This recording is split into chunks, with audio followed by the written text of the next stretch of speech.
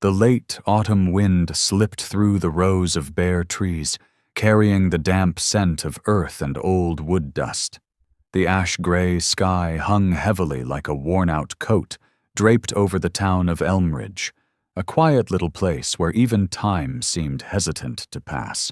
On a pothole-ridden road cutting through the aging neighborhood, a moss-green pickup truck rolled to a stop by the curb, its front wheel tilted slightly from the uneven surface. Inside, a man sat still for a few seconds before shutting off the engine. Michael Carter, nearly 60, was a former Marine who had served 3 tours in the Middle East. His years of service had left more than just wrinkles and salt-and-pepper hair. They were etched in the deep, silent gaze of his eyes, where unspoken memories lingered. Since his discharge, Michael had lived alone in a small wooden house on the outskirts of town, where the nights were so still it could be suffocating, and the mornings began with the whistle of wind through a rusted tin roof. Today, he carried a crumpled note with an address scrawled on it, a scrapyard at the end of Fremont Road, where he'd heard there might be some usable wood. His roof was leaking again, and with the modest pension he received as a veteran, new materials were a luxury beyond reach. He opened the truck door and stepped out, pulling the faded flannel collar higher around his neck. The cold wind slapped his face, making him wince slightly. In front of him stood a rusted iron gate, groaning quietly as he pushed it open. Resisting like it, too, had been forgotten by time. Inside, the junkyard stretched out like a chaotic maze of broken-down cars, busted washers, warped sheets of metal, and shards of glass reflecting the dim, overcast light. Michael walked in silence among the discarded things. They were like him, once useful, once with a purpose, now leftovers from a world that no longer needed them. Each step crunched dryly on broken bricks and rotting wood. In his hand was a simple wooden ruler, and his eyes scanned for intact planks among the rusted mess. Then he stopped. Something brushed his hearing, a sound so faint it could have been the wind. But it wasn't. He held his breath. Again, the sound came, soft, nearly a whisper, like a breath laced with pain. Michael turned sharply, his instinct still sharp. That Marine reflex never truly fades. The sound came from behind a pile of old sheet metal and crushed car doors. He stepped closer, slowly, cautiously, as though afraid to startle whatever was hiding there. Reaching the stack, he gently moved a steel plate aside, and froze.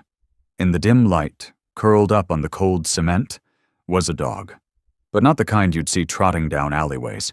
This creature was skeletal, its once golden coat now patchy with dirt and stiff with dried blood. One hind leg was twisted unnaturally, as if long since broken. One eye clouded, but still faintly glinting. Looking at it, you could barely call it a dog. It was a remnant of life, a husk left behind after some forgotten war. But what stole the breath from Michael's lungs wasn't the sight of suffering. It was the worn leather collar around the dog's neck. Torn, rust-stained, but still bearing a small, glinting metal tag. Kneeling, Michael's trembling hands lifted it gently, bringing it close to his face to read the faded engraving. Ranger. Michael collapsed to his knees, his throat tightened. Ranger. It couldn't be. That dog, his battle partner during the fiercest days in Afghanistan, had gone missing in an ambush when their armored vehicle hit a mine. Only blood and scraps of armor were ever found. That was 7 years ago. 7 years he'd buried that memory like a dagger in his chest, heavy with the goodbye he never got to say. Now Ranger lay before him, not in a dream, but in flesh and bone. Still breathing, though barely. Still wearing that name, and maybe, just maybe, still remembering him. Michael didn't yet know that in that single, fateful moment, when his eyes met that fragile creature's, a new chapter in his life had quietly begun, a chapter written in friendship, memory, and a journey of healing not meant for the faint of heart. In the thick air reeking of oil and rusted metal, time seemed to freeze as Michael sank beside the curled-up form. His trembling hands touched the weathered collar, the dry, cracked skin of his wrist brushing against the hardened leather. Beneath the layer of rust, 6 letters shimmered faintly, painfully familiar. R-A-N-G-E-R. For a moment, all sound vanished. No more wind, no more clangs from stray cats or crows fluttering by, just a fragile, stuttering breath, like a half-finished melody. And Michael knew it wasn't a hallucination. Ranger, his comrade, his 4-legged brother in arms from the darkest days of war, was breathing, weakly, faintly, but still alive. He lowered his head closer, ears instinctively tuned the way they had been in combat. The sound came again, not noise, but something deeper, a signal that stirred the most hidden corners of his heart. It wasn't a cry for help. It was the quiet insistence of a life not ready to go, a whisper suspended between death and survival. Michael slowly laid a hand on Ranger's cold, bony body. He could feel each rib jutting out beneath the sparse fur like a cicada shell left after summer. This dog, once the epitome of strength, was now a ghost of a memory, holding on through sheer will, waiting, without words. Details sharpened in the silence. One of Ranger's eyes had turned milky white, like morning mist on a windshield. His rear right leg was limp, likely broken long ago. His flank bore a wound, closed but inflamed, a remnant of battles fought unknown in these 7 missing years. Maybe he'd been lost in the woods, abandoned, chased off, forgotten. But he was still alive, and lying here, waiting for him. Michael couldn't hold back the tears. In his mind, old memories flickered, overlapping like faded film reels. Ranger leaping from their mine-struck vehicle, barking furiously at the scent of hidden explosives, silently lying beside him in a foreign bunker on freezing nights. Then, darkness. A deafening blast. Blood, shouts swallowed by smoke. They said Ranger couldn't have survived. But deep down, Michael had never fully believed that. And now, staring into that eye, still faintly golden, clouded yet aware, he knew Ranger had never given up. "Ranger," he whispered, head lowered, afraid a louder word might shatter the fragile reality. Suddenly the dog's drooping ear twitched, just slightly, almost imperceptible. But to Michael, it was a universe, a silent affirmation, recognition, or at least the echo of something more familiar than pain. He sat still for a beat, then stripped off his flannel jacket, gently draping it over Ranger's frail body like wrapping a forgotten past. His hand moved slowly down the bony spine, not to soothe, but to say, "I'm here now. You're not alone anymore." Michael's eyes blurred, not just from tears, but from an emotion that had no name. In all those years of being left behind, this animal, this brother, had waited, breathing, clinging to the only truth he knew, memory. And in a place like this, an old scrapyard where everything is thrown away, where nothing seems worth saving, Michael Carter had found the most precious thing he had ever lost, a soul that never let go, a breath that refused to fade, and a gaze, quiet, unyielding, that spoke everything words never could. No one can ever truly brace themselves for the moment they reunite with a soul they believed lost to the world long ago. But in that instant, when Michael bowed his head and wrapped his arms around that cold, fragile body, every doubt vanished. Ranger was here, not in memory, not in some fragmented dream born of sleepless, haunted nights, but real, breathing faintly, painfully, yet alive. Michael gently slid his arms beneath Ranger's chest, lifting him with the kind of caution one might use to hold something made of glass. Ranger didn't whimper, didn't resist. He simply lay still, paralyzed by exhaustion, by the silence of 7 long years spent forgotten by time.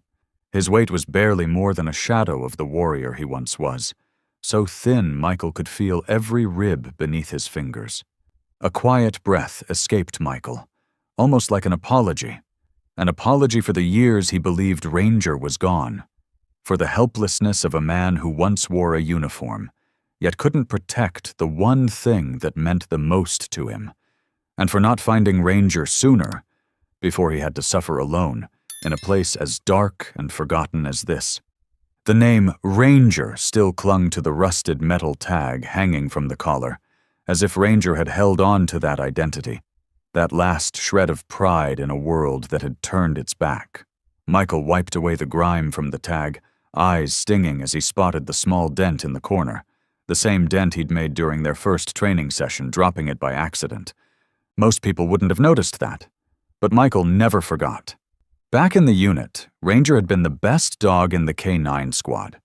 Not because he was stronger, faster, or fiercer, but because he had an uncanny intuition, a quiet gift everyone trusted, even if no one could explain it. On a night patrol through suspected minefields, Ranger had been Michael's second pair of eyes, the one friend who never left his side, even when rough terrain split the unit apart. There was a time Ranger sniffed out a minefield nearly 20 meters away, something no detector picked up. Later, while sheltering in the desert, Ranger would curl up against Michael's chest each night, not from fear, but as if to say, "I'm here. Nothing can break us." Then came that final day, the blast that shook the entire vehicle. Ranger thrown from the explosion, black smoke swallowing the sky, then blood, shattered armor, and the cold report. No remains found. Presumed KIA. Michael had screamed into silence. There was no going back. His mission wasn't over. But from that moment on, something in him had died. Yet now, under the rusted roof of a forgotten junkyard, Ranger reappeared, a living testament to a friendship that refused to die. Somehow he'd survived. No one knew how. Maybe he wandered through forests, chased away, cast out, ending up here like so many discarded things. But he didn't let go. He didn't fall. He didn't forget. Michael looked down. Ranger's blind eye had closed, but the other remained barely open, not watching, but affirming presence. That he was still here. That he still belonged to someone. And that someone was Michael. With all the gentleness his aging hands could still manage, Michael pulled Ranger into his arms, holding him close against his chest. And he knew. Some reunions don't need words. Sometimes just a look, a breath, is enough to forgive the years that stole them apart. And so he stood, Ranger in his arms. No hesitation, no second thoughts. A soldier and his battle-scarred companion, after 7 years lost to the battlefield of life, were on their way home again. Michael sat still in the truck's worn cabin, his hands never leaving the frail body lying beside him. Ranger didn't move. Every breath was a monumental effort, his chest rising and falling so faintly one might mistake him for already gone. But he was still breathing. He was still there. The late afternoon light slanted through the dusty windshield, brushing across Michael's face and coming to rest on the dog's chest. Beneath the thick flannel jacket Michael had wrapped him in was a body curled tightly, emaciated to the point that every bone could be imagined without even touching. Ranger's once golden, sand-colored coat was now caked in dry mud, old blood, and patches of fur torn away like time itself had tried to erase him. Michael's hand gently stroked his forehead. His fingers paused at the raised bone between Ranger's eyes, the very spot he used to rub when he'd completed a mission. The familiarity of that touch caught in his throat. Every mark on this body, every scar, every sharp ridge, even the tiny tear on his left ear, each one was a memory reborn in battered form. Ranger wasn't just any dog. He was the past made flesh, a piece of Michael torn away by war without a proper goodbye. "You lived," Michael said again. This time not as a breath, but as a truth spoken aloud. No one could have imagined this. 7 years ago, Ranger vanished during a chaotic operation on the outskirts of Kandahar. Michael remembered every second. The red dust storm swirling after the blast, Ranger bolting from the armored truck, barking warnings about an unseen threat. And then, gone. All that remained was a long smear of blood and a shredded chest plate blown into the rocks. The final report: missing, presumed KIA. For the rest of his deployment, Michael carried an old photo of Ranger, folded into quarters, tucked beside a faded picture of his family in his wallet. Some said it was foolish, that no dog could have survived that blast. But Michael, with the part of his instinct honed by war, had never fully believed Ranger was gone. And now, that impossible truth, a soul left behind by war, lay breathing beside him. Michael didn't ask how, didn't ask what Ranger had eaten, where he'd slept, or which places he'd wandered, because he knew some answers live beyond words. Just that gaze, that breath, that presence was all the proof he needed that his faith had never been wrong. Ranger now looked as though he'd reached the edge of what his body could endure. He lay still, suspended between hunger, cold, and the unraveling thread of life. But even in that state, one thing held Michael's attention. Ranger had turned his head to face him. That same posture from their time in the service, still watching his commander, still alert, even as his own body betrayed him. The truck's engine roared as Michael pulled away from the ruins of Fremont. A name came to him. Dr. Nora Fletcher, a former military medic turned veterinarian. Once, he'd passed a small sign outside an old clinic on Willow Street. Fletcher Animal Care, for the souls the world forgot. Michael didn't know if Ranger would make it, didn't know if Nora could help, but he knew this. He couldn't let his comrade lie down and be forgotten again. The autumn wind rushed across the windshield, carrying the scent of cold earth and dried leaves spinning through the stream of time. But inside the truck, the air was breathless, not with fear, but with a love that didn't need words, placed now in the hands of time. Michael glanced over at Ranger again. A breath slipped through those cracked lips, slow, faint, and then, gently, like a final flicker of signal in the dark, his bony tail moved, just once, then rested still. And for Michael, that was enough to keep driving. No one spoke when Michael entered the clinic. The door closed softly behind him, but to him, it was a sound that sliced the air, splitting two worlds apart, one of darkness that had smothered 7 years of silence, and the other, a faint light of reunion no one dared believe real. He walked slowly, carrying Ranger in his arms, so light it felt like even a strong breath might cause him to disappear. Ranger's head drooped against Michael's arm, his body nearly lifeless, but Michael could still feel the faint, trembling beat pulsing through to his chest, a quiet reminder that he was still here, still clinging to that fragile thread between life and loss. The ceiling lights cast down on Ranger's dirt-smeared face, revealing old wounds, peeling skin, tufts of fur lost in patches, each a scar from the brutal journey he'd endured alone. Beneath the flannel jacket Michael had wrapped around him was a body so wasted it ached to look at, ribs pressing sharply against the skin, muscles seized by cold, hunger, and despair. He looked nothing like any figure in medical textbooks or training manuals, but Michael saw himself in him, a soldier, lost and broken, but never once letting go. He knelt in the middle of the waiting room, unbothered by the eyes on him. No one said a word, because everyone sensed something larger than words was happening, something that required no explanation. Michael lifted Ranger's head, gently running a hand down the curved spine, now bent from pain. In that moment, memories from the battlefield surged back like crashing waves. Ranger charging through gunfire to warn of a minefield, pressing close beside him through freezing desert nights, eyes lighting up at every command. They rewound in his mind like old footage, vivid, searing. He leaned in close to those drooping ears, and with a voice he'd kept buried in half-formed dreams for years, he whispered, "Ranger, it's me. Can you hear me? I'm home." At first there was silence, then a faint stir. A breath escaped from Ranger's sunken chest, a sigh breaking free. Michael lifted his head. His eyes met Ranger's, one blind and clouded, but the other, just barely open, still held a flicker of pale gold. Dim, but enough to squeeze the breath from Michael's lungs. Slowly, painfully, as if drawing from the last reserve of his strength, Ranger raised his right front leg. Not high, not firm like before, but the movement, trembling and weak, was unmistakable. A salute. The same salute he'd performed countless times during training, whenever he completed a task, whenever he waited at Michael's side for the next order. Michael couldn't hold back anymore. The strength he'd summoned to stay composed shattered.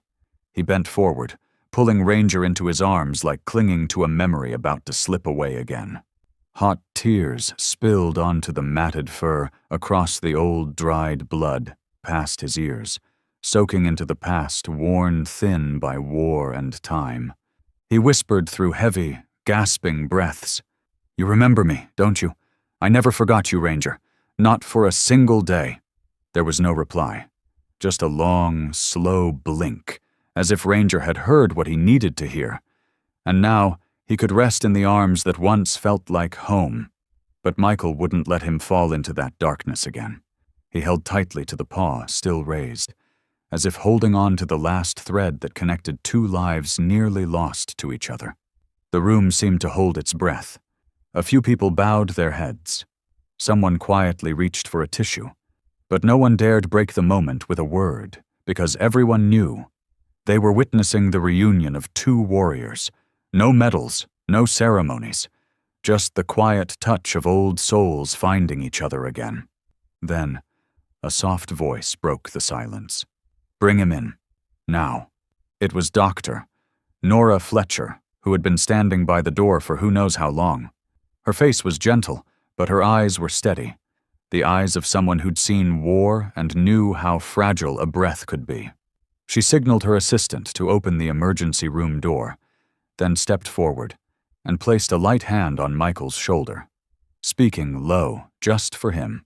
"He saluted you. We'll do everything we can, I promise." And as Michael lifted Ranger once more to carry him inside, into the place where white lights marked the beginning of a new fight, he knew that salute wasn't a goodbye. It was a vow, a beginning again. The treatment room door clicked shut behind Michael, separating him from Ranger for the first time since they found each other in that scrap heap. For the first time, he had to let go. He had to hand over his old friend to medicine. And hope. But even as he stood just beyond the glass, his eyes never left the dog inside, as if blinking once might let Ranger's life slip through the cracks of time forever. The small clinic glowed in soft white light, but to Michael, everything blurred. His eyes still stung, his throat caught with sobs he hadn't yet allowed himself to cry. Ahead was a cold steel table, and on it, Ranger lay motionless, legs limp, breaths so shallow they barely stirred his ribcage. Dr. Nora Fletcher stood over him in a crisp white coat, her hands moving with a calm precision. Not because this was new to her, but because it wasn't. Like a soldier who's seen too many fall, but still runs into battle anyway. Her face bore the lines of someone who'd lived through it all. Still strong, still present, and in her eyes burned something more. Belief. In life. In the miraculous. "He was a military dog, wasn't he?" Nora asked, stethoscope pressed gently against Ranger's chest. Michael nodded, silent. He stood beside the table, hands clasped, jaw tight like he was holding the last piece of himself together. Part of him feared what she might say next. But the greater part, the one still standing, believed. Believed in this dog that had once defied every odd. In ears that perked at the crack of danger. In feet that sprinted across hot sand. In a heart that had never abandoned him. "Severe malnutrition," Nora murmured, still examining as her assistant took notes. "Liver dysfunction, major nerve damage in the right hind leg, systemic infection, and I suspect severe PTSD." That last part made Michael look up.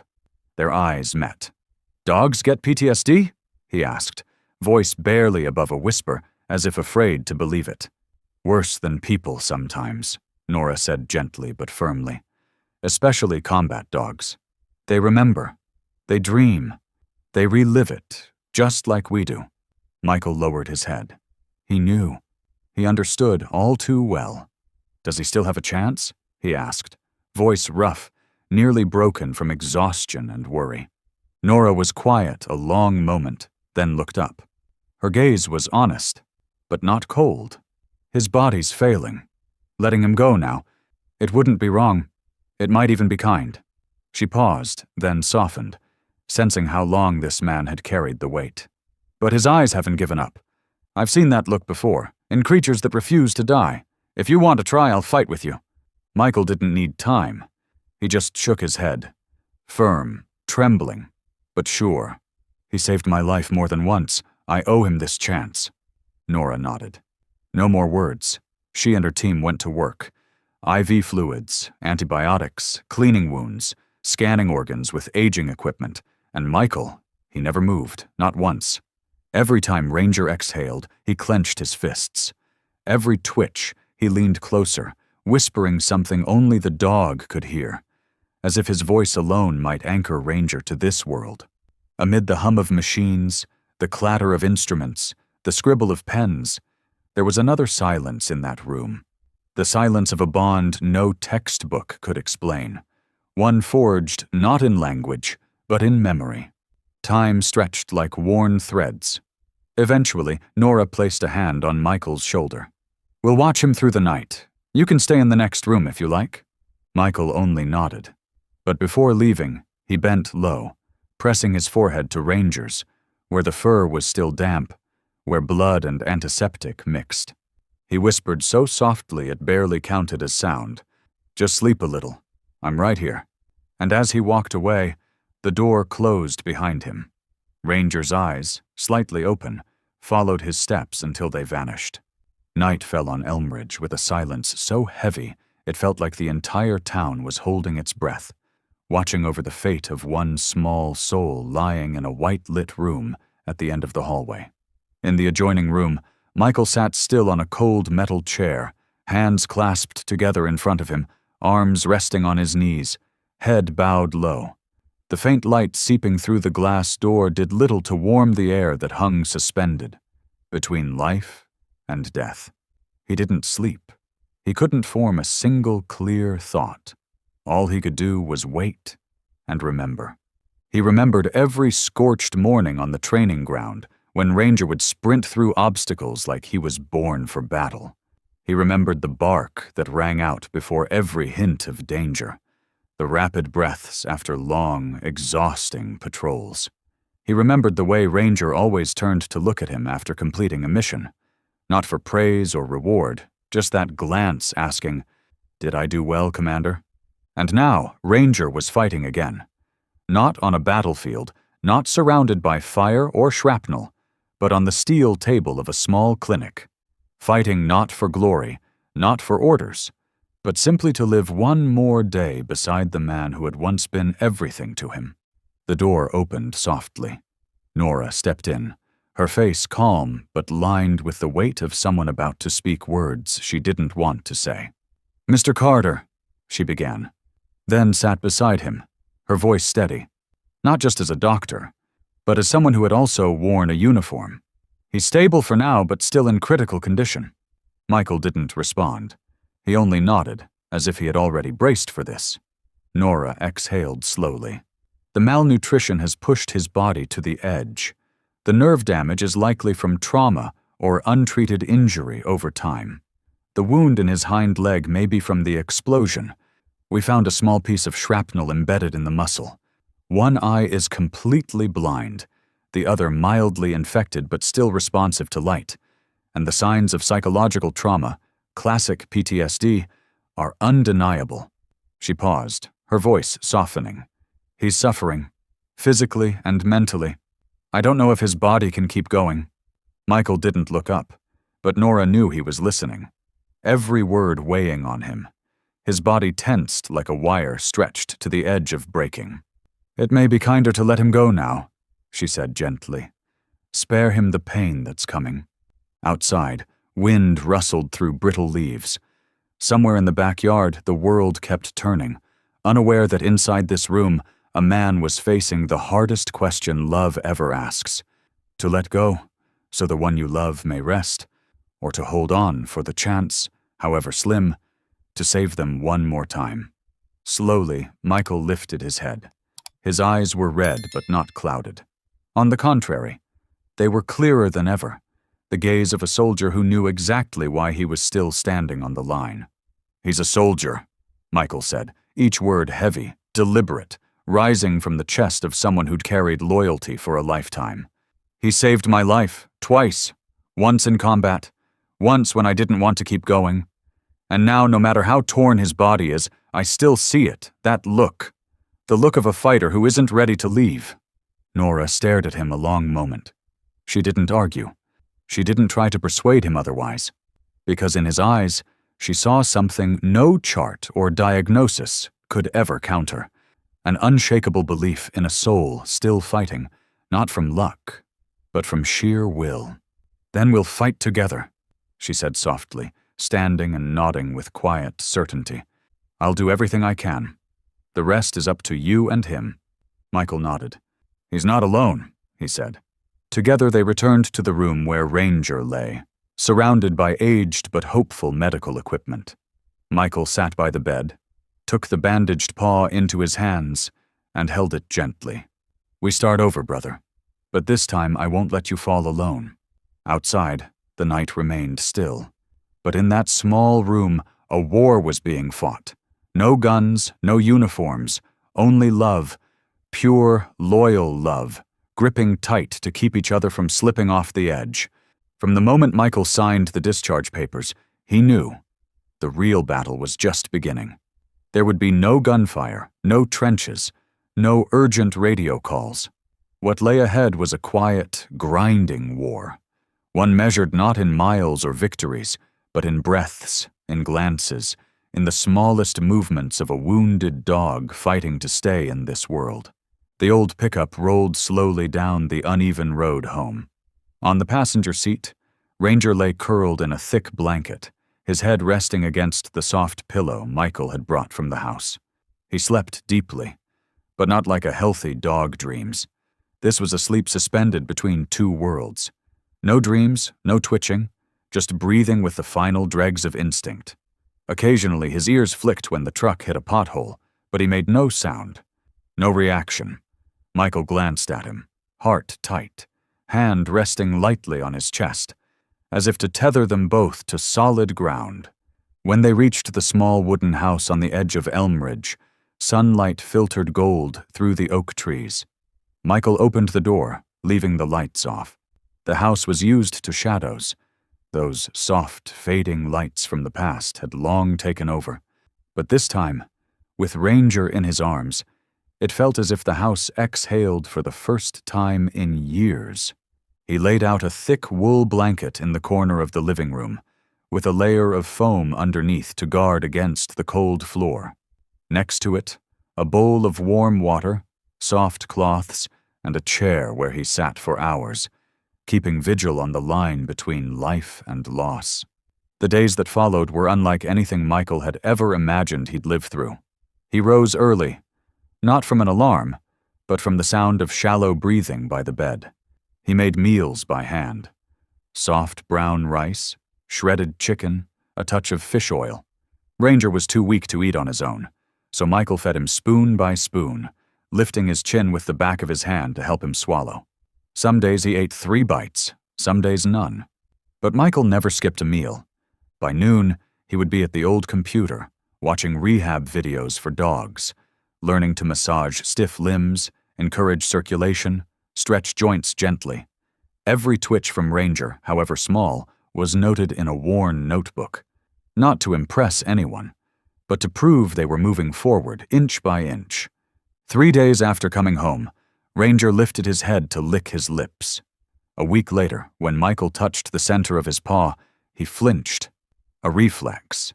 The first clear response. That night, Michael didn't sleep. He watched Ranger breathe for hours, then wrote in his notebook with shaking hands. Monday, 2:12 a.m., Ranger reflexively pulled his paw. Beneath that, he's still fighting. But Michael didn't stop there. He built something he never thought he was handy enough to make. A small wooden cart for Ranger. Not a wheelchair, Ranger wasn't strong enough yet, but a padded wheeled cart with a guardrail, just enough to get him outside to feel the sun without leaving his blanket. It took 3 days to build, 2 more to sand the joints, and 1 night to paint. Nothing fancy, just a soft brown. On the handle, he glued a small sign, Ranger's Ride.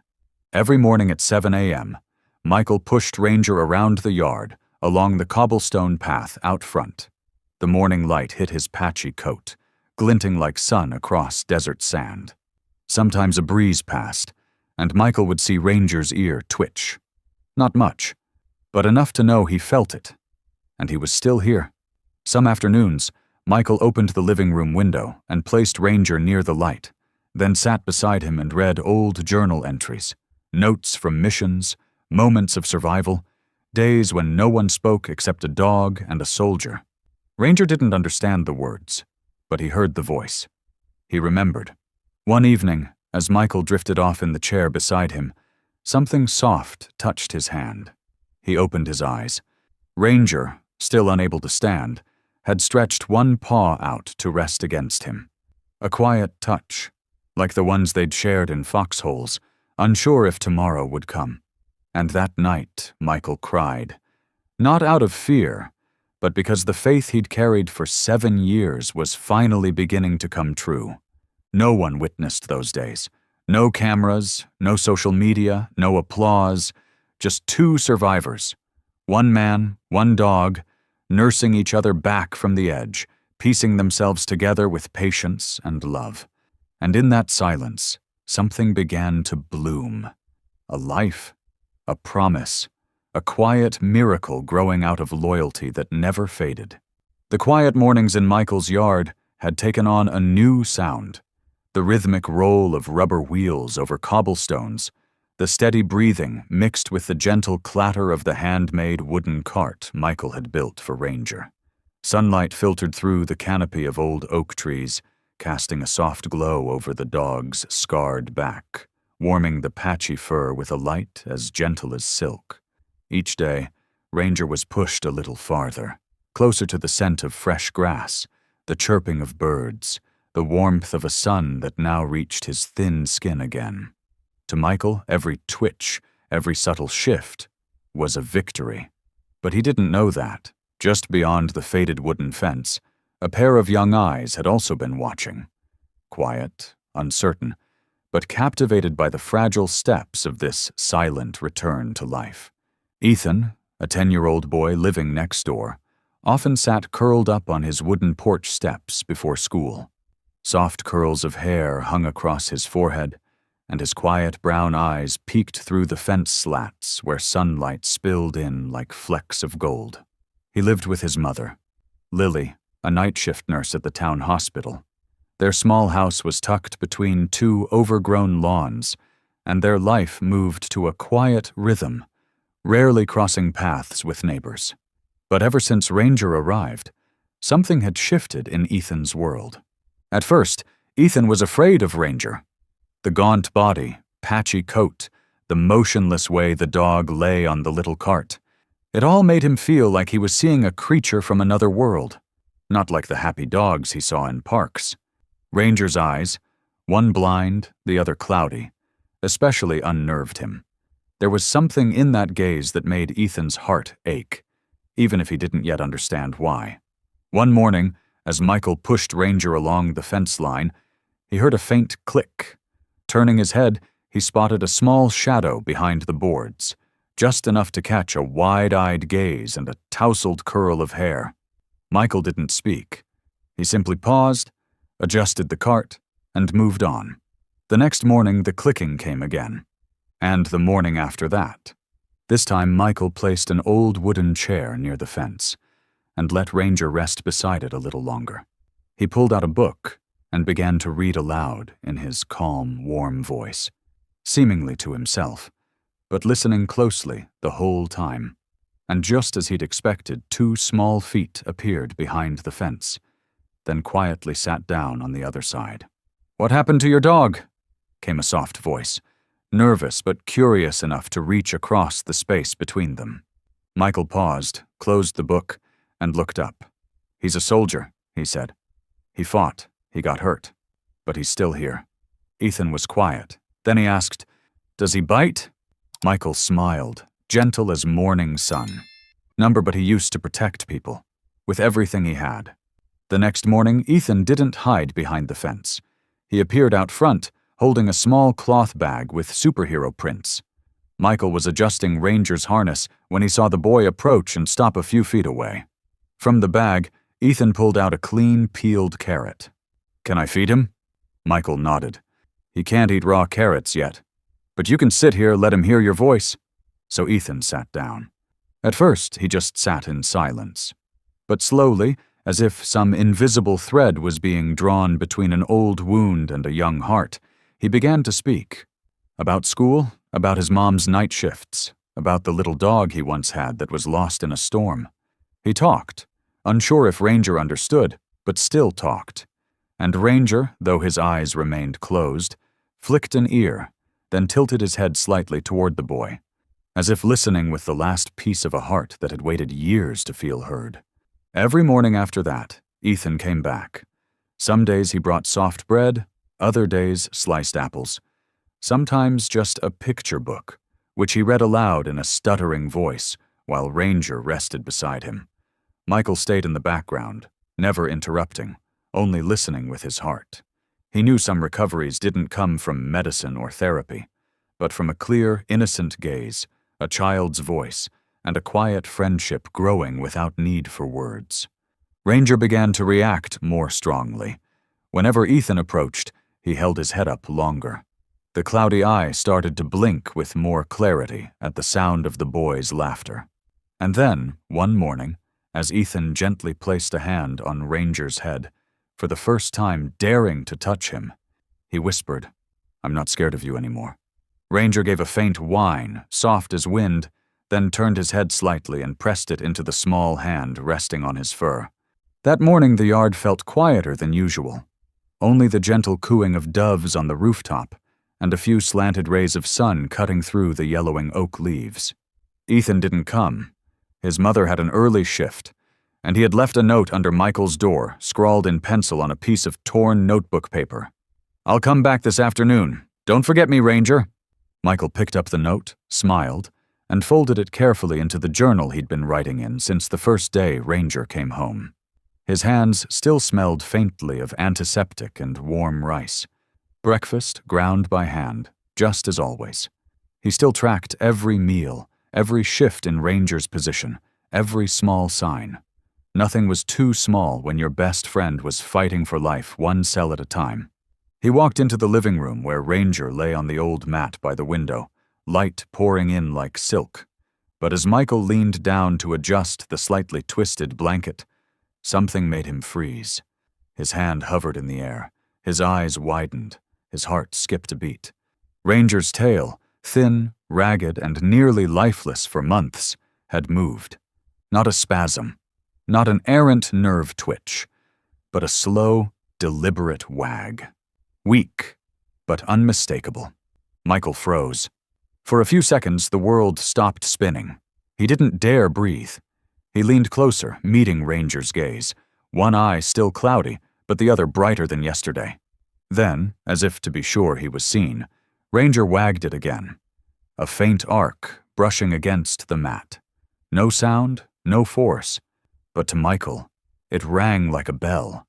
Not an ending, but a beginning. "Ranger!" His voice broke, barely a whisper. "Is that you? Are you back?" Ranger didn't bark, didn't rise like a healthy dog might, but his gaze, recognizing, clear, was no longer distant. It was rooted, real. A soul returned. Michael sank to the floor, knees bent, back against the wall, as if the moment had taken every ounce of his strength. He didn't cry, but his chest tightened with something deeper than tears. He reached out, brushed Ranger's forehead, not to soothe, but to greet him, as if welcoming a soldier home from the longest battle of his life. "You can feel the sun again, can't you?" Michael smiled, voice trembling. And then, as if to echo the miracle, Ranger tilted his head and exhaled. Stronger this time. Michael leapt to his feet. He threw open the window, pulled back the curtains, let the sun flood in. Light swept through the room like a tide. He grabbed the journal, its next page blank and waiting, and wrote, Wednesday, 8:03. Ranger wagged his tail when I entered the room, looked directly into my eyes. No longer hollow, no longer a shadow. He's back. For the first time, truly back since the day I lost him to war. In the corner of the house, Ranger still lay on his mat. But that one wag of the tail opened a door, not just to life, but to trust, to connection, and the journey of becoming whole again.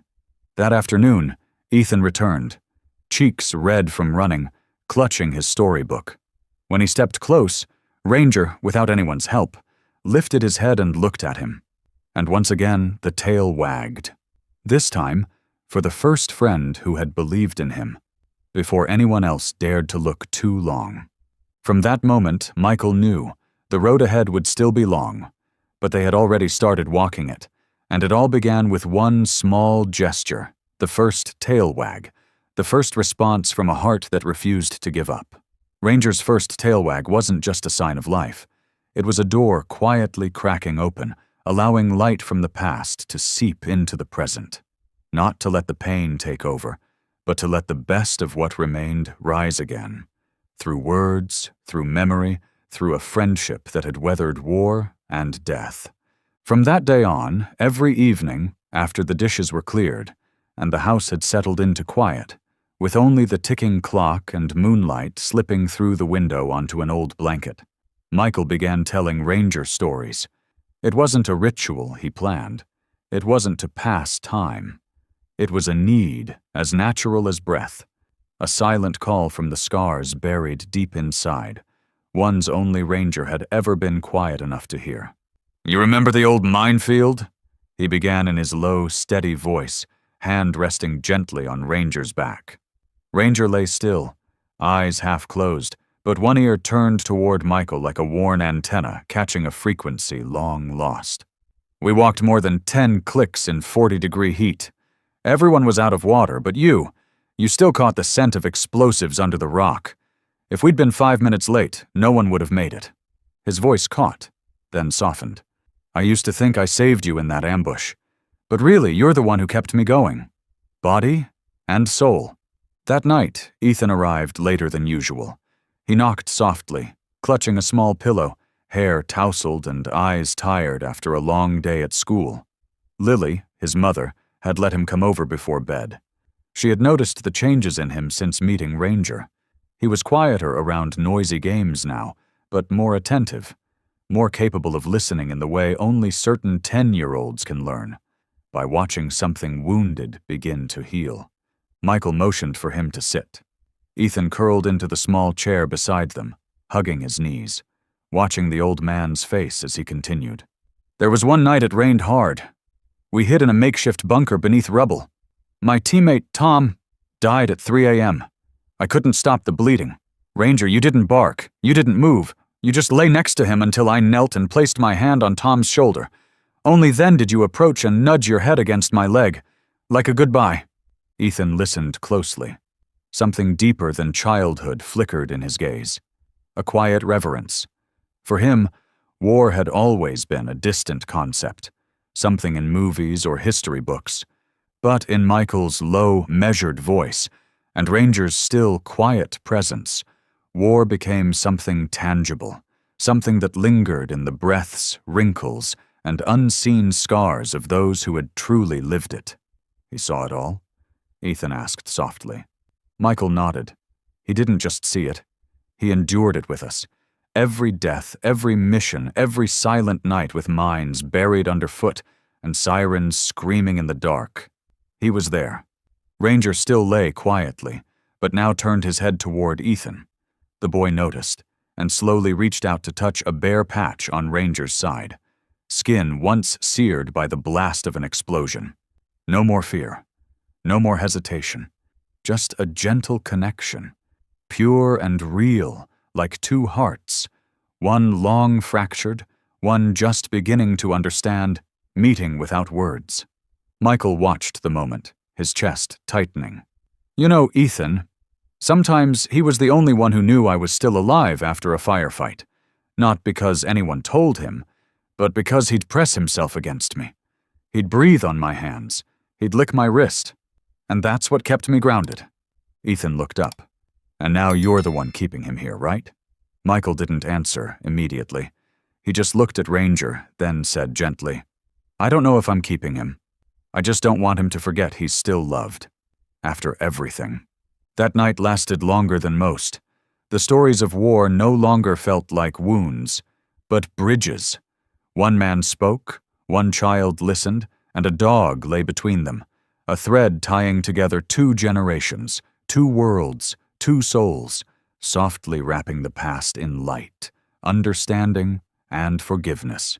Before Ethan left, he leaned down and whispered into Ranger's ear, I won't tell anyone you were a soldier, but I promise, I'll protect you now, like you did for Michael. Ranger let out a low whine, and for the first time, he lifted a paw, just slightly, and tapped the tip of the boy's shoe. That night, the sky over Elmridge was still as glass. No wind, no moon, just thick layers of cloud drifting slowly, as if trying to cover up something heavy. In the wooden house at the edge of town, Michael was used to this kind of silence. He often joked with Ethan that silence is the old friend of those who've survived. But that night, as he sat back in his chair, one hand resting gently on the blanket covering Ranger, he felt that silence shift. It wasn't gentle anymore. It was dense, heavier, as if a storm was quietly building. Not outside, but inside the soul of someone who had once been wounded too deeply to forget. Michael drifted into sleep briefly. In his dream, he was back there, in that scorched land. Smoke, dust, the whistling of artillery, everything blurred and ghost-like, yet so familiar it chilled him to the bone. And then, he heard it. Ranger's breathing, not the soft rhythmic kind of a sleeping dog, but rapid, ragged, almost drowning. A sound of fear, of darkness swallowing breath whole. Then, thud, a dry cracking sound from across the room. Michael jolted awake. It came again, louder this time. A thump that echoed off the old wooden walls like someone was banging on a door from inside their mind. He shot up, barefoot, and rushed toward the sound. The room was dark, lit only by a faint glow spilling in from the hallway. And in that pale light, he saw Ranger curled in the corner, body trembling violently, head slamming repeatedly into the wall, claws scraping hard against the floor, every muscle jerking like he was being dragged back into something terrible. No barking, no crying, no calls for help, just the automatic panic of a being pulled into the worst place memory could take him. "Ranger!" Michael called out, his voice hoarse, heart pounding like a war drum, thoughts spinning. "What are you seeing? A blast? A wounded comrade's scream? The night you were left behind? In the dust? In the gunfire? With no one turning back?" He dropped to his knees, resisting the urge to grab him right away, and instead whispered, "It's me, Michael. You're not there anymore." But Ranger didn't hear. He kept hitting his head, harder now, until a small line of blood began to darken the thin fur on his forehead. Michael inhaled sharply, then reached forward and wrapped his arms fully around Ranger, holding tight, shielding him with the only warmth left in the silent room. "No, no," he repeated, almost pleading. "You're not there. This is home. You're home." Ranger thrashed. His claws raked across Michael's arm, drawing thin red lines of blood. But Michael didn't let go. He tightened his embrace, burying his face into the tangled fur, not feeling pain, only a deep, splitting ache in his chest. "You're not alone anymore." His voice cracked, no longer steady. "I've had nightmares too. I've screamed in my sleep. I've shaken from hearing gunfire in my head. I know. You hear me? I know." And slowly, Ranger began to calm. The spasms came less frequently. Then they stopped altogether. His body stilled, his breathing fast but steady. His eyes remained open, not fully alert, but no longer terrified. Michael loosened his grip but didn't let go completely. He kept Ranger close to his chest, one hand stroking down his back, soft and slow, like rocking a child. "Shh, it's over. You don't have to fight alone now." The room remained dark. Outside, the clouds hadn't parted. The moon hadn't risen. But in Michael's arms, Ranger began to tremble in a different way. Not from fear, but as if something long buried was finally breaking free. 7 years of silence, of survival, of holding in everything a creature couldn't say, now unraveling in one final tremor. Michael didn't speak again.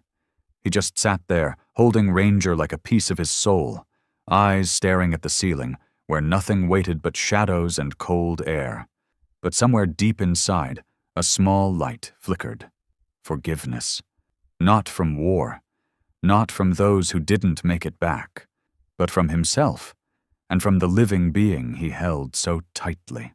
Near dawn, when Ranger's body had softened, Michael gently placed him back onto the old mattress, covering him with the thin blanket, and sat beside him again, eyes locked on every breath. His hand rested over Ranger's paw, a touch that stayed, like a thread between two lives once separated in the desert, now found again in the dark.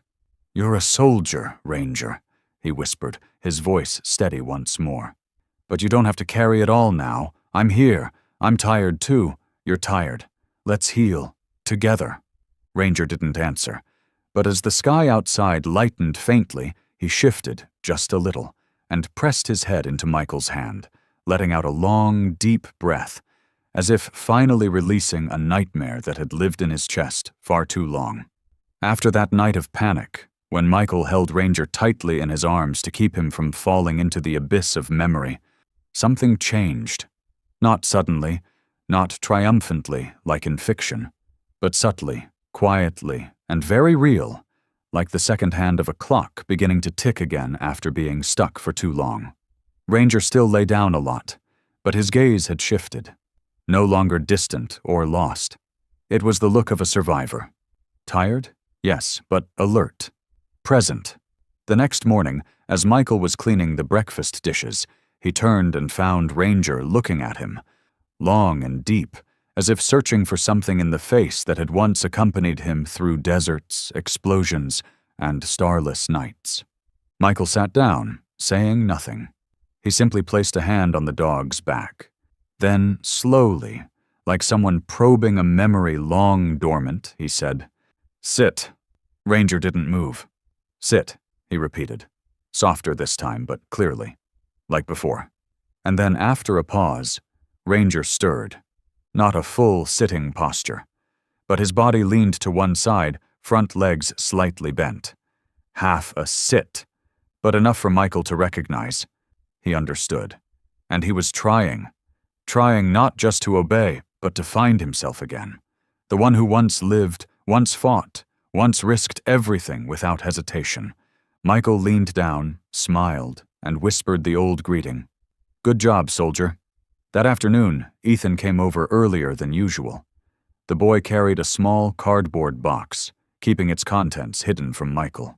When he entered the living room where Ranger lay by the window, Ethan set the box down gently and said with an unusually serious tone, "Today I want to try training him."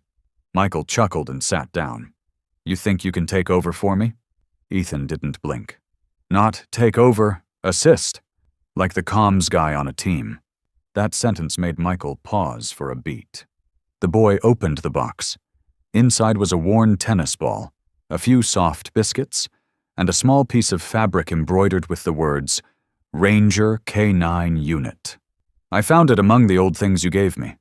I thought he should have it back, to remember more clearly." Michael nodded. Ethan held the ball in front of Ranger and gave a clear command. "Search." Ranger lifted his head. His eyes widened slightly. He stared at the ball, unmoving. He didn't lunge or strain forward, but he sniffed, touched his nose to the piece of cloth as if calibrating something familiar, then gently tapped the ball with his muzzle. "See that?" Michael's voice trembled. He still remembers. That night, Michael pulled out an old notebook, the one he'd used to record Ranger's training journey from the beginning. The first basic commands, the small mistakes, the first achievements. He read each line aloud to Ranger, one command at a time, not expecting him to respond immediately, but hoping that the sound of the past could awaken a soul rising through the fog. "Hold position," he said.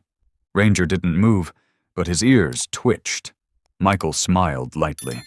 "Good. Very good." Low crawl. A slow blink. No movement. But Ranger's eyes shifted, as if his body hadn't caught up with memory yet, but his soul was combing through every corner of the trained years. And then Michael said, "Focus." Ranger lifted his head, looked straight ahead, unwavering, unblinking. 1 second. 2 seconds. 3. "There," Michael whispered. "That's you." The next day, Michael tried one last thing, the test that had once defined the bond between him and Ranger. Sit. Down. Search. For the first time, Ranger completed all 3. Slowly, not as sharp as before. But every move was a memory awakened, a layer of dust blown away to reveal the core that had never vanished. Ranger, comrade, K9, the friend who had once been everything. Ethan clapped, tears glistening in the corners of his eyes. Michael knelt beside the dog, placed both hands on his shoulders, looked deep into his eyes, and said like a vow, "We're back, not as before, but a new version, stronger, because we made it through even the forgetting."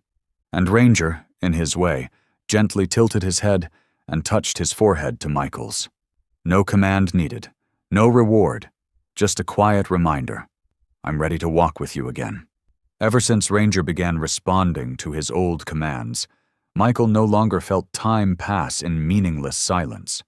On the contrary, each day he felt something gradually returning, slowly, steadily, like a soldier once lost finding his way back to his unit.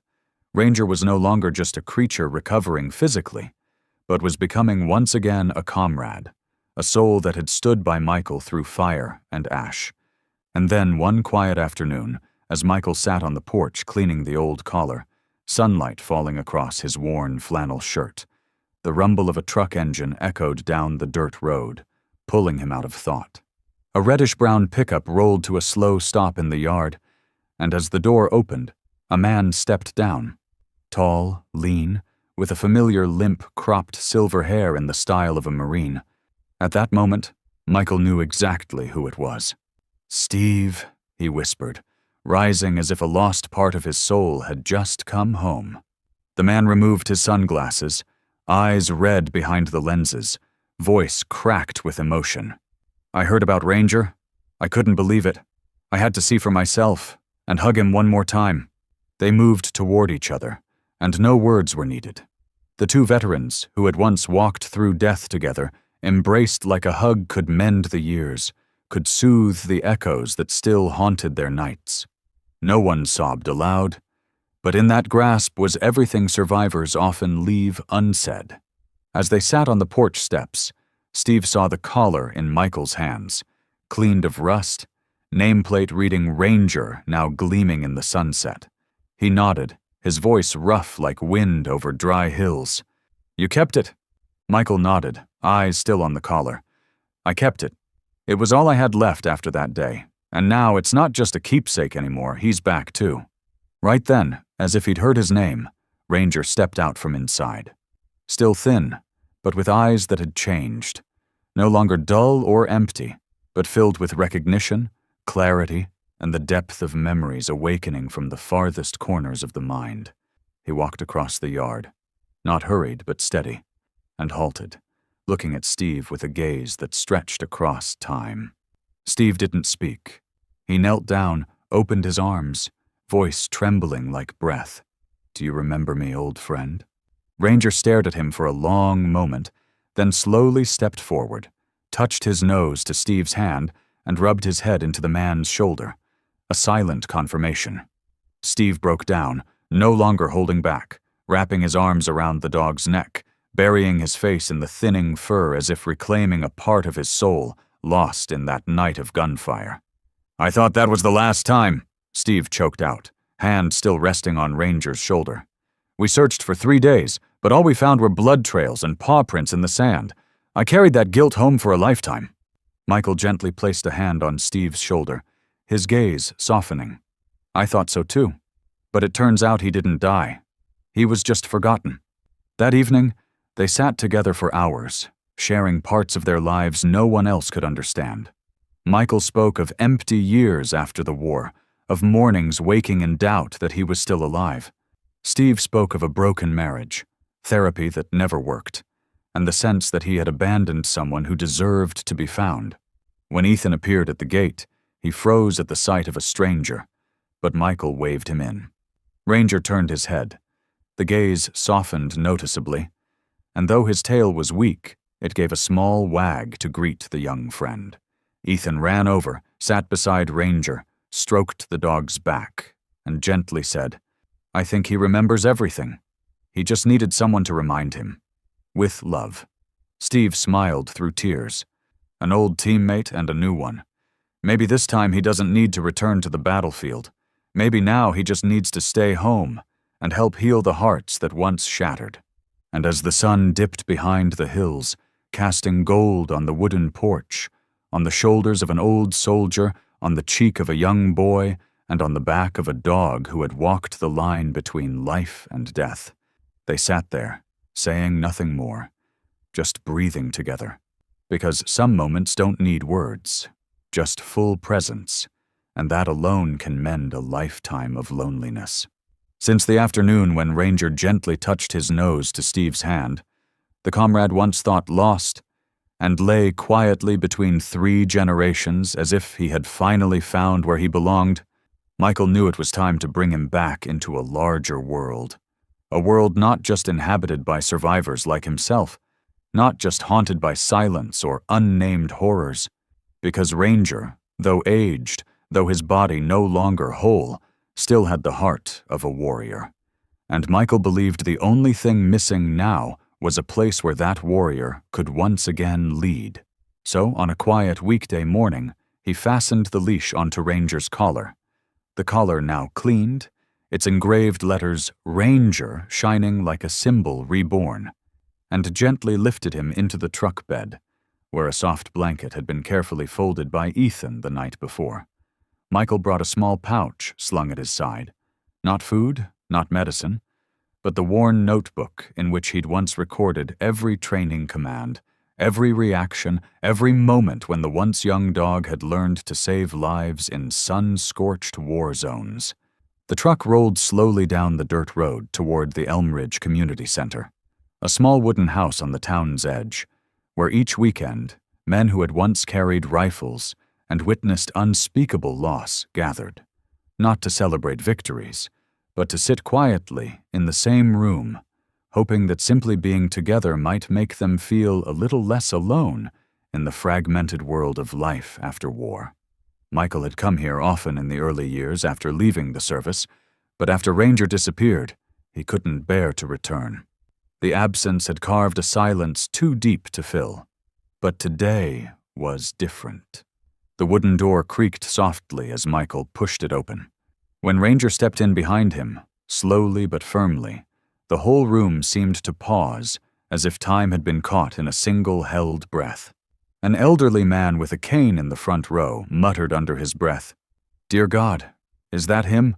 Michael nodded, eyes scanning the familiar faces. Men who had once shared guttural laughter with him under mortar fire, who had helped dig trenches on bitter nights, who had wrapped each other's wounds with both desperation and instinct. He spoke, not loudly, but with the calm certainty of one soldier reporting back to his own. "It's Ranger. He's alive. He's still here." And in that moment, silence gave way to sounds that, though small, carried enormous weight. The size of burdens being released, the scraping of wooden chairs as men inched forward, the tap of canes against the floor to steady hands trembling with emotion. Ranger stood in the middle of the room, not bewildered but calm, as if he understood that every person in front of him carried invisible scars just like his own. A dark-skinned veteran named Luis, once part of another unit stationed on the outskirts of Kandahar, quietly stepped forward.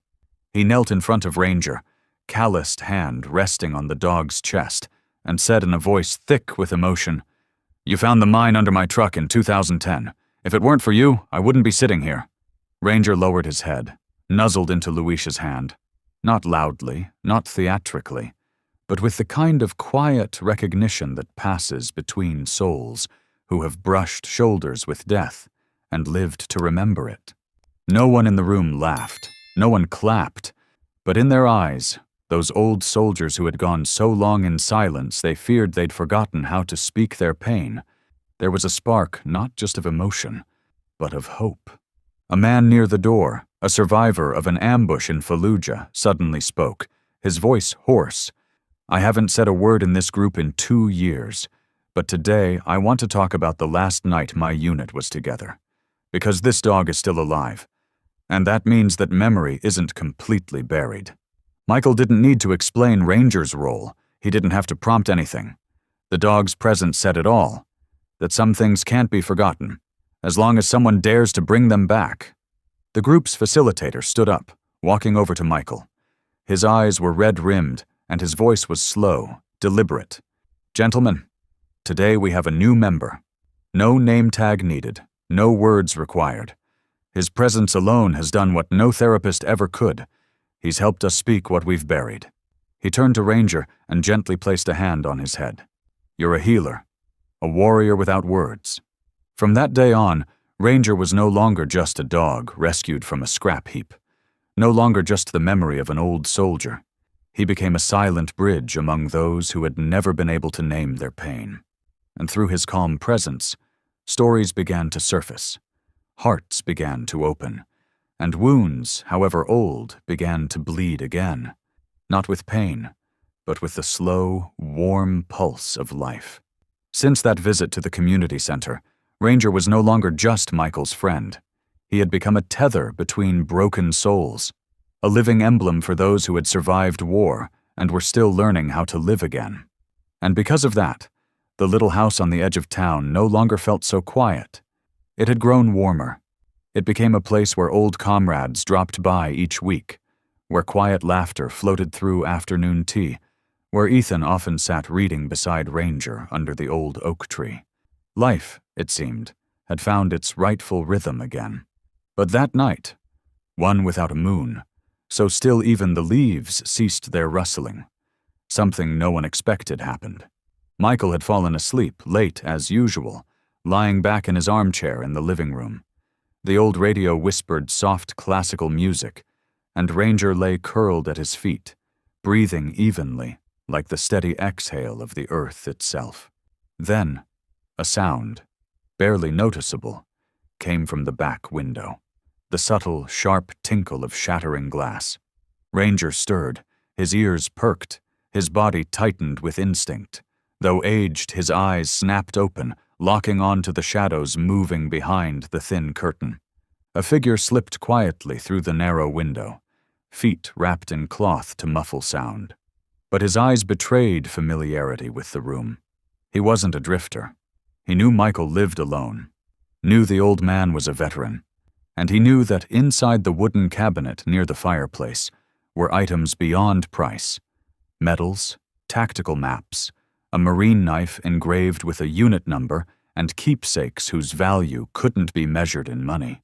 Ranger let out a low growl, not loud, but enough to wake Michael. He barely had time to react before a sudden blow struck from behind the chair. A short iron bar, precise and intentional. The world spun. Michael collapsed onto the floor, blood trickling from his forehead, silent. The intruder didn't care about the man on the ground. What he wanted were those medals, rare trophies to be sold for high prices on the black market of military collectibles. But he forgot one thing. That soldier was never truly alone. Ranger rose. Though his hind legs weren't fully strong, though every step still carried old pain, his eyes burned, not with fear, but with something bred into his very blood. Protect your comrade at all costs. As the thief bent to open the drawer, Ranger charged. Not as fast as in the old days, but the lunge carried all the weight of a warrior who had survived fire and shrapnel. He struck the intruder's side, sending him tumbling, the iron bar clattering to the floor. In the blink of an eye, Ranger sank his teeth into the man's right arm. Precise, decisive, not to kill, but to control. The man screamed, thrashing. In the struggle, he pulled out a small knife. He stabbed wildly, and one strike plunged deep into Ranger's side. Blood spilled. Ranger cried out, a sound torn from pain, but he didn't let go. He bit harder, dragging the man to the ground, his body draped over him like a fallen wall, refusing to collapse completely. The man kicked, panicked, but Ranger did not move. Not with Michael unconscious behind him. Not with danger still looming. The noise woke the neighbors. Within minutes, police lights flashed through the windows. Sirens broke the night silence. When officers burst through the door, they found Ranger lying atop the thief, fur soaked in blood, breath ragged, eyes open but fading. Michael was a few steps away, bruised but with a pulse. An ambulance was called. As the EMTs worked, one knelt beside Ranger, hands trembling as he touched the dog's limp body. He's still breathing, but barely. Michael awoke in the ambulance, dazed in the cold light. The first thing he asked, voice rough with shock and blood, "Where's Ranger? Is he alive?" He turned his head toward the stretcher beside him. There lay Ranger, bandaged hastily, his body stained deep red, eyes half closed, breath dragging like it had to pull itself through every memory. Michael reached out, rested his hand on the dog's head, and whispered, as if speaking to someone he was losing all over again, "You kept your promise, but please don't leave me again."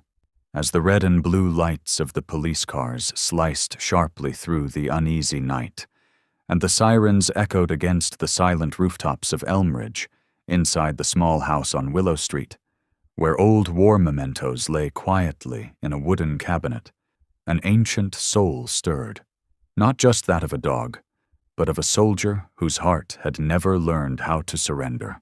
Ranger, though now with only 3 legs and an old wound in his rear leg that left him moving like a warrior who had traded strength for survival, did not hesitate when Michael's breath slipped into unconscious silence. This dog had once charged through smoke and fire, had once sensed mines beneath sand with instincts honed between life and death, and now, with his only comrade lying still and blood seeping from his temple, Ranger didn't need to think.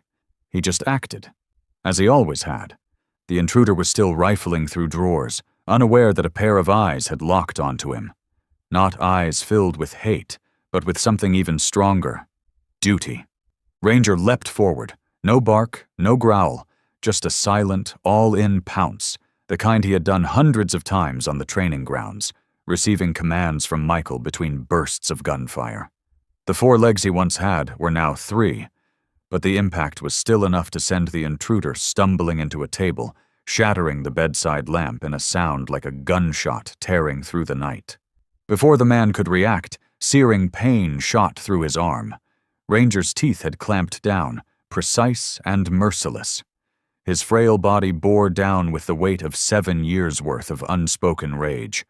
Blood from Ranger's earlier stab wound soaked through his side, but he didn't release. He bit harder, pushed down harder, held his ground. In a panic, the thief screamed and thrashed. Another knife strike caught Ranger in the hip. He staggered, but did not fall. His chest heaved, breath rasping with pain, but his eyes never left the attacker. Every passing second was a command echoing in his head. "This is the last line. If I let go, he won't get another chance." The hallway light flicked on just as the front door burst open. Police flooded in, flashlight beams sweeping over everything, assessing, identifying. When they reached the living room, they found Ranger still pinning the intruder to the ground. Blood had pooled beneath them, and only when Ranger's vision finally blurred did he release, knowing backup had arrived. "Stand back! Let us through!" one officer shouted. But even they went silent when they saw the old dog, gasping, soaked in blood from chest to hip, lying just feet away from Michael, unconscious, his right hand stretched out as if still trying to reach his battle companion. 2 stretchers were rushed in nearly simultaneously. Michael was lifted first, face bruised, pulse faint, but alive. Ranger was placed onto the second gurney. A young EMT crouched beside him, checked his breathing, and looked up with a shaky nod. He's still breathing, but he's losing too much blood. His heart's weakening. As both stretchers rolled out the door together, the cold night wind rushed in, chilling the throats of everyone present. Michael, barely conscious, turned his head, searching. And when he saw Ranger under a makeshift blanket, limp but with one eye barely open, he reached a trembling hand toward the space between them. "Ranger, don't leave me!" On the other stretcher, Ranger stirred. His lips twitched. A thin whimper slipped out. Not from pain, but as if answering that familiar voice. Once again, he had received a command from the only commander he had ever followed. Inside the ambulance, they lay side by side. Blood transfusions had begun. Michael's head was stabilized. Ranger's bleeding had been slowed, but his heart rate was weak, erratic. The head EMT sat between them, one hand on Michael's shoulder, the other gently patting Ranger's back, as if trying to lend strength to a soul too brave to quit. The ambulance surged into the night like a rescue unit racing from a battlefield, not carrying just two patients fighting for their lives, but bearing a bond deeper than blood. A brotherhood that had never broken, through war, through time, and now through this final line between life and loss. The wail of the ambulance siren tore through the silence of the night, each note shrill and urgent, like the erratic heartbeat of an old soldier slipping into unconsciousness. Inside the sterile cold of the ambulance bay, Michael Carter lay motionless, eyes closed, dried blood forming crusted lines across his temple. But his right hand twitched faintly, a small, stubborn signal of life trying to return after a near-fatal blow. Then, like a scent from the past pulling him back from the edge of forgetting, it came. The smell of blood-soaked fur, antiseptic, and a rattling breath that refused to fade. He opened his eyes slowly, vision blurry, but enough to make out the limp body on the adjacent gurney. Ranger, wrapped in thick white bandages, his side still seeping red, one back leg now forever shortened by old wounds. His bony back rose and fell with breaths so shallow they looked like the last flicker of a war-torn flag refusing to fall. Michael tried to speak, but his throat was dry, like words hadn't passed through it in years. It took seconds of agony before he could roll to one side, propping himself up on his elbow through searing pain. He reached out a trembling hand, resting it gently on Ranger's fragile body, light enough not to hurt, but shaking too hard to stop. "Ranger!" His voice cracked, as if calling out to a piece of youth long gone. And when he saw those eyes still shut, the cold body barely breathing, the anguish spilled over. He pulled back the blanket covering Ranger's chest and leaned in, wrapping his arms around the dog, arms that had once carried him through endless marches, now desperate to hold on just one more time. "Don't leave me again, I beg you!" His voice broke into the mechanical hum of the vehicle. No one answered, but he kept whispering, as if speaking to his own breaking heart. "I know you've done everything. You've saved me 3 times. But this time, I won't survive if you don't come back." That embrace wasn't just physical. It was a promise from deep within, a plea from a soldier who once bore the survival of an entire unit on his shoulders, now placing his last faith in a creature that had never once surrendered to fate. The EMT, watching from above, was about to speak, but when he saw Michael clinging to Ranger with every ounce of remaining strength, his own eyes welled. He only nodded, silently acknowledging that some moments needed no words. Then he returned to checking the vitals. Michael's heart had stabilized. Ranger's was still faltering, the pulse erratic, flickering like a candle in a storm. Outside the window, hospital lights appeared like a glowing island in the desert. The ambulance slowed as it approached the emergency bay. The sirens dropped to a sharp urgency, and the doors flew open. A surgical team waited. Michael was removed first, but he resisted, straining to look back as Ranger was lifted behind him. A doctor in scrubs barked, "Straight to surgery, massive blood loss, heart slowing, prep the defibrillator." Michael reached out, his voice barely a whisper, but his eyes screamed a single fear: that this time he might have to watch the only one who ever returned to him be taken away. "Do everything you can," he said to the doctor, voice ragged. "He's not just a dog. He's the only one who ever came back for me." And as Ranger was wheeled down the brightly lit hallway toward the operating room, his small, broken body swallowed by the flurry of movement, he didn't cry out. Not once, but Michael's left hand pressed tightly against his chest, where his heart beat like a drum, as if trying to awaken another heart that was drifting further away behind that bright, blinding door. There were no gunshots, no mortars, no desert sand. And yet Michael knew more clearly than ever. Ranger was entering the battlefield once again. Only this time, Michael couldn't carry him across the line, couldn't call for cover, couldn't issue the retreat.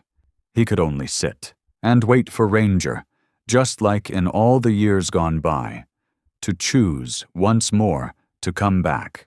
In the sterile chill of the operating room, lit by harsh fluorescent lights overhead, the surgical team worked tirelessly for nearly 3 hours, each person pouring their full focus and strength into a life suspended on the razor's edge between survival and loss. A 3-legged dog, suffering from severe blood loss, carried on his body not just physical wounds, but also the deep imprints of war, etched into every taut muscle, every labored breath, every twitch during the few moments of restless sleep. Ranger wasn't the first patient they had tried to save that night, nor the most critical case they had ever faced. But there was something in his eyes, that fleeting glance just before the anesthesia took hold, as if trying to burn into memory the face of the man who had held him in the ambulance. None of them could treat this as just another procedure. This wasn't just about medicine anymore. It was about loyalty, about a life worth saving not for mobility or appearance, but because his heart had traded its beat, time and again, for someone else to keep living. Meanwhile, on the other side of the hallway, Michael sat upright on a hard wooden bench, hands clasped so tightly his fingernails had dug deep into his skin. His eyes didn't blink once. They remained fixed on the round analog clock on the wall, as though each ticking second peeled away another fragment of his soul. Medical staff had gently urged him to rest, even offered to treat his injuries more thoroughly. But Michael only shook his head and said, "I just need to see him come out of that room still breathing." He wasn't thinking about anything else. Not whether Ranger would walk again, not about the hospital bills or the struggles ahead. Only one thing occupied his mind. He has to live. Even if Ranger never moved again for the rest of his life, even if all he could do was lie still and breathe, that would be enough.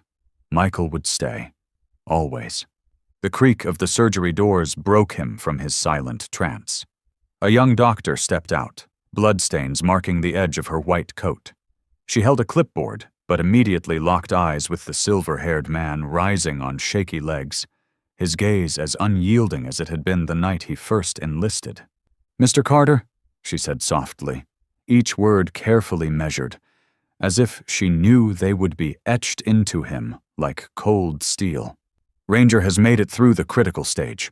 He lost a massive amount of blood, more than most bodies can endure.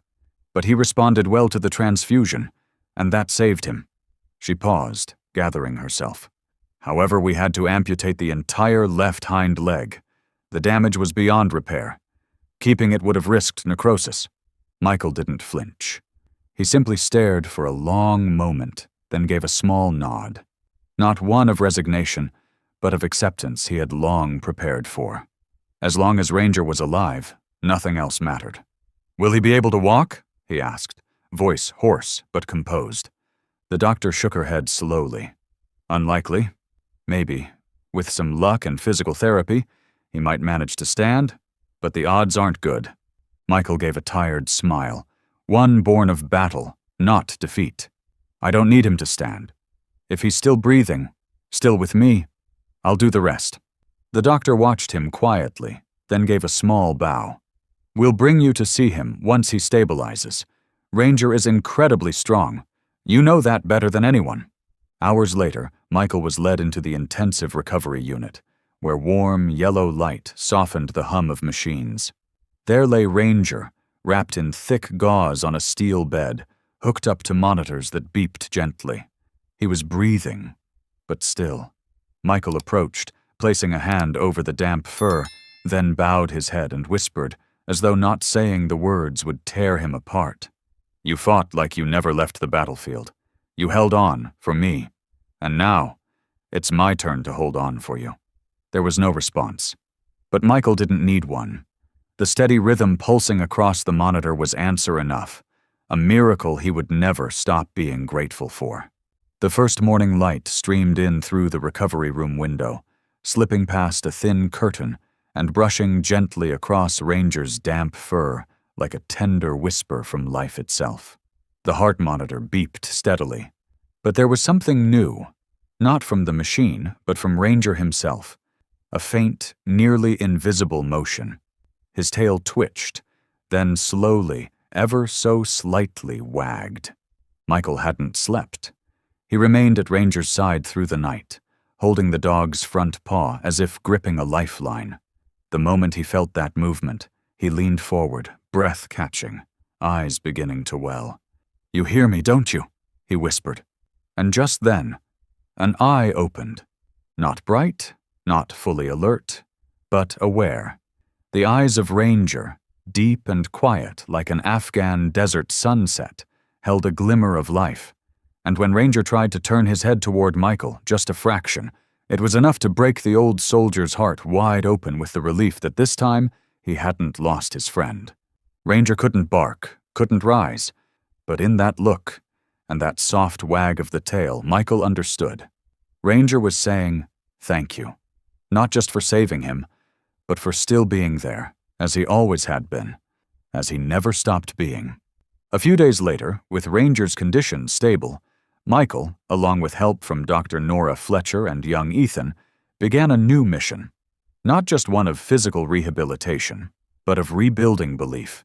That a warrior, even missing a part of himself, was still a warrior, as long as his heart never left the battlefield. Nora, once a military medic for injured K-9 units, was the first to suggest using a lightweight 3D-assisted mobility frame for Ranger. No need for expensive dog wheelchairs, just a custom-fit harness, soft wheels, and a balanced support frame would be enough to help him stand, even for a moment. Ethan volunteered to draw the blueprint. He sketched the frame carefully on an old art paper, adding details he'd learned from online therapy videos. Michael became the builder, sawing, welding, and shaping bits of recycled metal from his shed, attaching wheels from a neighbor's broken toy cart. Nora, with medical precision and empathy, adjusted the harness to protect Ranger's fragile muscles. The first test happened in the backyard, where Michael used to sit and read the paper each morning. Ethan crouched on the grass, eyes wide like he was waiting for a miracle. Michael gently lowered Ranger into the frame, locked the straps in place, then stepped back. "You don't have to go far," he said softly. "Just try to stand, buddy." Ranger trembled for a few seconds. His head bowed, thinking. Then, his front legs pressed forward, shoulders tensed, and his body slowly lifted off the ground.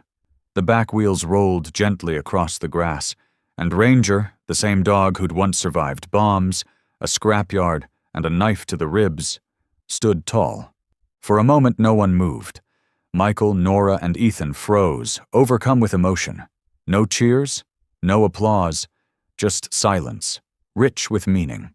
Because in that one moment, Ranger was reborn. He didn't need 4 legs to run. He didn't need a bark to command presence. He only needed to rise, just once, on what remained.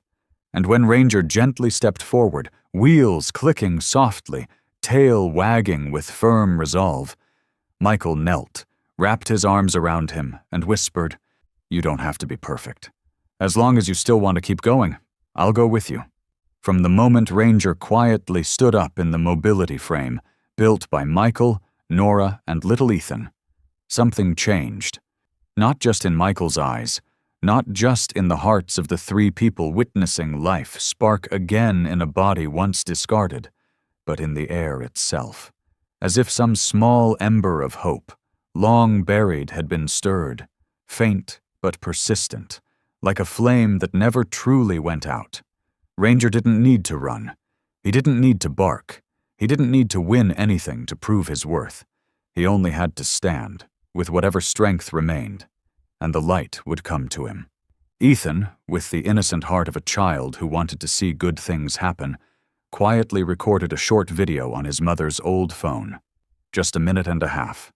No edits, no effects. He posted it online with a simple caption. He only has 3 legs. But today, he stood up again. None of them expected what would happen next. The video spread like an invisible wave, reaching far beyond their quiet town, as if the world had been waiting for just such a story to believe in something pure again, amid headlines filled with division, disaster, and political noise. Within hours, hundreds of thousands of views, shares, and comments flooded in, from veteran groups, animal rescue foundations, dog lovers, veterinarians, and even people who knew nothing of war but saw something deeply human in Ranger's eyes. Resolve, loyalty, and pain transformed by love. News outlets came calling. Local papers first ran the story under the headline, "The Three-Legged Soldier, the story of Ranger and the man who never gave up." Soon, national publications followed. The Washington Post, Time, even National Geographic. A documentary filmmaker proposed a feature solely on Ranger's survival and recovery, calling him a living legend of courage. The story eventually reached the highest levels of government. The president's office officially invited Michael Carter and Ranger to Washington, D.C. for a special ceremony at the White House Rose Garden, where Ranger would be awarded the Presidential Medal of Animal Valor, a rarely bestowed honor reserved for animals whose actions in saving human lives and showing extraordinary loyalty went far beyond what was expected. Michael received the letter while sitting on his porch, holding a mug of hot tea. Ranger was lying beside him, head resting on Michael's old boot, as he often did. Michael read each word through scratched reading glasses, lips pressed tight. When he reached the signature at the bottom, "On behalf of a grateful nation," he looked down at Ranger, brushed his fingers gently over the growing fur around his neck, and said, "Looks like they've finally heard of you, kid." On the day of the ceremony, the Rose Garden was dressed in flags and soft blue and white ribbons. Among the dignified halls of the White House, where the footsteps of dozens of presidents had once echoed, now rolled the quiet hum of wheels, part of the lightweight frame, supporting a 3-legged dog making his way toward the stage. Beside him was Michael. No uniform, no medals, just a simple suit and a steady hand on Ranger's back, silently saying, "You're not alone." When the president leaned down to place the silver medal with a red ribbon around Ranger's neck, the crowd stood in a wave of applause, not for ceremony, but from something real. Cameras zoomed in close, capturing Ranger's eyes in that moment. Not sad, not lost, but shining like water reflecting the sky after a storm. The president spoke to the gathered crowd. "We often look for heroes in battle, in disaster zones, in danger. But sometimes that hero walks on 3 legs, speaks no words, and uses nothing but his gaze to remind us that loyalty is a force that never disappears. Not through war, not through time, not even through death, faced not once, but 3 times. As the ceremony ended, Michael bowed and thanked people modestly. Ranger walked slowly beside him. No pride, no pretense. But everyone there knew. That day, among generals and leaders, it was a dog once buried beneath trash who walked the most bravely of all. Right after the president placed the Medal of Valor around Ranger's neck and stepped aside, leaving the stage to Michael, the late afternoon sun filtered through the thick canopy of the rose garden trees. It cast a golden glow across the bricks beneath their feet, as if adding an extra layer of reverence to an already sacred moment. A gentle breeze rustled the fur on the back of Ranger's neck, and the medal shimmered with each breath, labored but unwavering. In front of a crowd filled with veterans, senior officers, political leaders, and representatives from animal welfare organizations across the nation. Michael stood quietly for a few moments. He hadn't brought a prepared speech, no notes, just one hand placed firmly on Ranger's back, just as he had done countless times before entering fire zones. He leaned down and whispered into Ranger's ear, "Final command, soldier." Then, slowly, with great effort, Ranger braced himself. His one front leg shook. The small wheels at the rear frame locked into place. He drew a deep breath, steadied himself, and raised his right front paw to chest height. It lingered there, a salute in military fashion, slow, trembling but steady. The entire garden held its breath. There was no applause at first, just complete, perfect silence. The kind that only arises when hearts are too full for sound. The kind that feels like prayer, like a moment in which the entire nation paused in collective respect, awe, and wordless empathy. Then the sniffles began. A woman in uniform wiped her tears with her sleeve. A young boy hugged a wax crayon portrait of Ranger, hands trembling. A broad-shouldered man in a suit, a retired general, bowed his head, hands resting on his knees, as if silently thanking someone he'd never met. Applause followed. Not loud, not frantic, but deep, from hands pressed tightly together, from hearts recognizing that this wasn't just a ceremony, it was a piece of living history.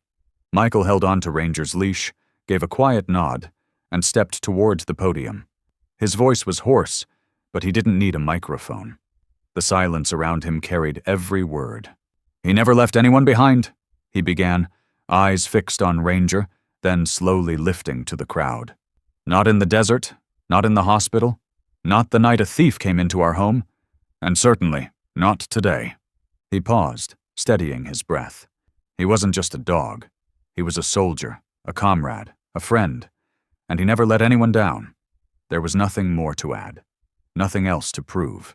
Ranger had already told his story, without grand victories, without fanfare, just through the quiet resilience of the loyal, the kind who always stood behind others, shielding them from the storm, and when honored, bowed his head, not in pride, but in peace.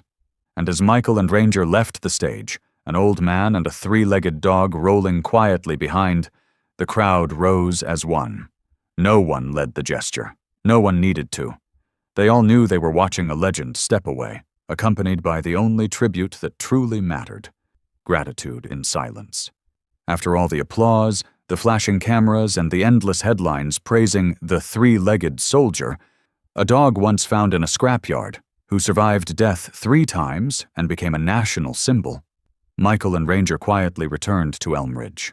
They brought no ribbons, no gold or silver medals to hang on the wall, not even words of praise from high officials, just an old fabric suitcase and a snapshot from the rose garden tucked inside an envelope, like a quiet keepsake from a chapter gently closed. And as if the world itself knew to fall silent at just the right moment, that afternoon in Elmridge arrived more tender than usual.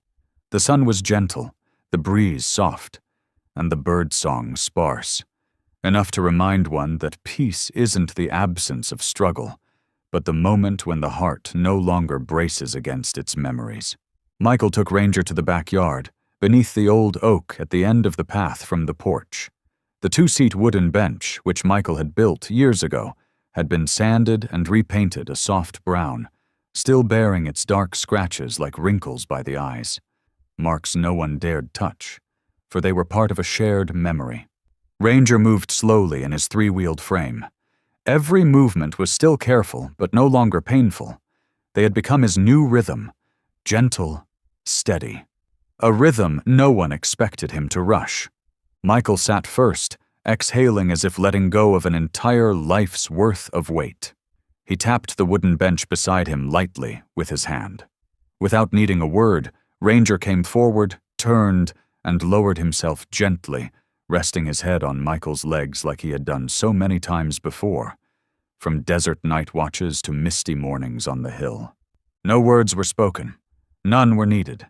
There, beneath the oak, where sunlight filtered through every leaf, and wind stirred the slender blades of grass. They no longer had to prove strength, no longer had to pretend they were fine. They no longer had to look back. Ranger closed his eyes, his tail flicking lightly as if chasing a dream.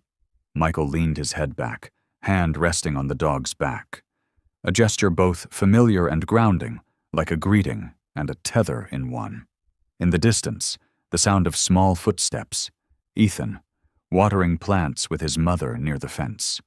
The boy saw Ranger and raised his hand high in a wave, his smile shining without fear, as if he had never once been afraid of the dog's wild eyes.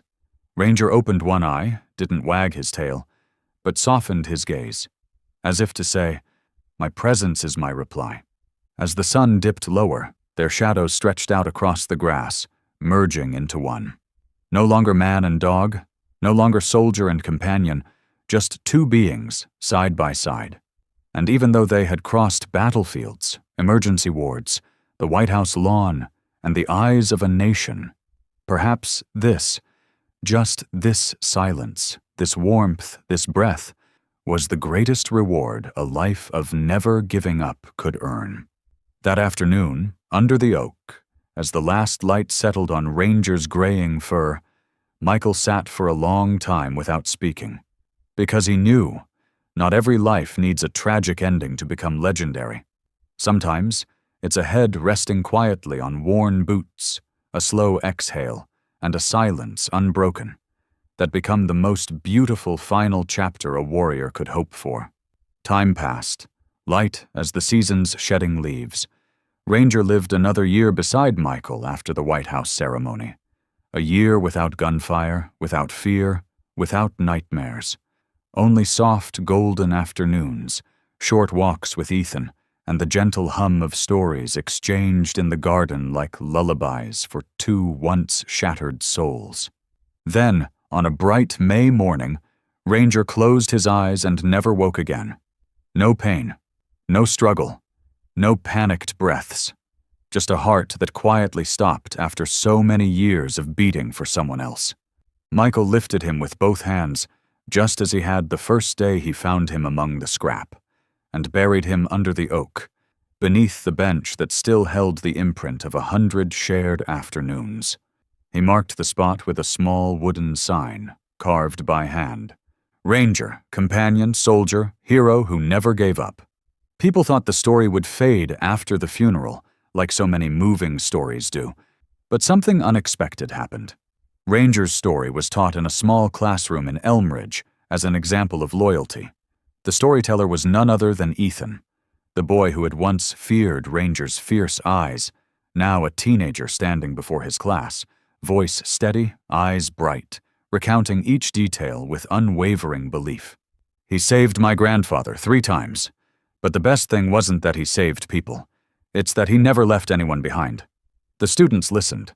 One of them, the daughter of a U.S. senator, brought the story home. And from there, a bill was proposed in Congress, the Ranger Act, a law to protect, support, and guarantee lifelong care for military dogs, K-9 units, and animals who had served alongside the armed forces. The bill passed the following year. On the front page of the legislation, alongside the signatures of senators, was a black and white photo. A 3-legged dog sitting quietly next to an old soldier, beneath an oak tree, where commands were no longer needed, only presence. That image was reprinted across veteran rehab centers, featured in textbooks, cited in PTSD therapy conferences, and even inked into the arms of young soldiers, as an unspoken emblem of quiet resilience. Michael had never sought any of it. He remained in Elmridge, occasionally receiving letters from all over, strangers thanking him for showing them that life can begin again, even when you are no longer whole. He read every letter, then folded them neatly into a wooden box beneath his bed. Inside were only a few treasured things: Ranger's old collar, Ethan's original 3D frame sketch, and the Medal of Valor he never displayed. He still sat beneath the oak each afternoon, the bench beside him empty. But to him, it was never truly empty, because some presences do not require form to be real. Ranger The three-legged dog once abandoned, who fought without rest, who shielded others with his very life, no longer lived in footsteps. He lived in eyes, in stories, in legislation, and in the hearts of those who had once known what it meant to be stayed for, to be protected, to be loved until the end. And so, Ranger was never lost. He simply kept going, in another direction. Some stories don't need grand dialogue or dramatic endings to reach the heart. Just a loyal gaze, a tale that flicks in silence, and a promise that never broke. Ranger wasn't just a three-legged dog. He was proof that friendship can survive war, loss, and time. If you've ever had a four-legged friend who changed your life, share your story with us, because that simple act might just inspire someone out there. And if you believe loyalty deserves to be honored, like, share, and subscribe. Because here, every paw print is a legend.